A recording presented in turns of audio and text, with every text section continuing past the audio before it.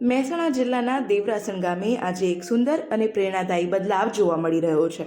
જ્યાં મહિલાઓની ઓળખ પહેલા માત્ર ઘર સુધી જ સીમિત હતી, ત્યાં આજે મહિલાઓ અલગ અલગ વસ્તુઓની બનાવટ કરીને તેનું વેચાણ કરીને સારી એવી કમાણી કરીને સમાજમાં એક આગવી ઓળખ ઊભી કરી રહી છે। આ બહેનો ભેગા મળીને અલગ અલગ કેમિકલ ફ્રી 7 થી 8 પ્રકારના સાબુ બનાવે છે।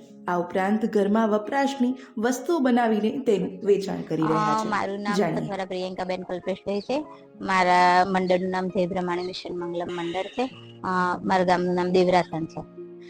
અમે આ 5 વર્ષથી મંડળમાં જોડાયેલી છું અને અમે હમણાં 6 મહિના પહેલા આની સાબુ ફિનાઇલની તાલીમ લીધી અને તાલીમ લીધા પછી અમે CLFમાંથી ઉપાડ કરી અને હમણાં 1-2 મહિનાથી અમારા મંડળની 5-6 બહેનો સાથે જોડાઈ અને અમે આનું ચાલુ કર્યું છે અત્યારે સ્ટોલ પર। અને અમે ઘરે એક આ કંઠીનું બનાવવાનું કામ કરીએ છીએ 5-6 બહેનો, એક આનું બી કામ કરીએ છીએ અને એક આ માગ ટીકા એ આનું ટચિંગ કરવાનું કામ કરીએ છીએ। અને આ અમારા સરકારનો અમે આભાર માનીએ છીએ કે બહેનોના માટલા લાવવા ઉપર એમને બહુ જ કામ કર્યું છે અને થેન્ક યુ। આપણે વાત કરીએ અલગ અલગ વસ્તુઓની, તો હાલ જે સાબુને બનાવી રહ્યા છો, કેટલા પ્રકારની વસ્તુ બનાવી રહ્યા છો? અમે સાબુને અત્યારે 8-10 પ્રકારના બનાવ્યા, જેમ કે ઓરેન્જ છે, પછી રાઈસ પોટેટો છે, બધા કેમિકલ વગરના સાબુ બનાવી રહ્યા છે અને બહેનોનો સારો એવો રિસ્પોન્સ છે।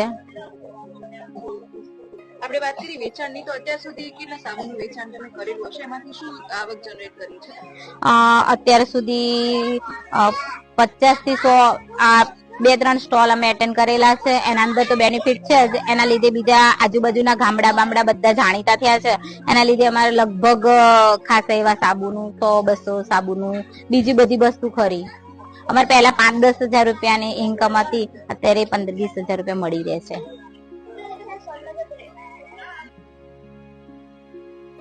દેવરસણ ગામના આ સખી મંડળોની આજે આ પહેલ એ માત્ર આવક પૂરતી સીમિત રહી નથી।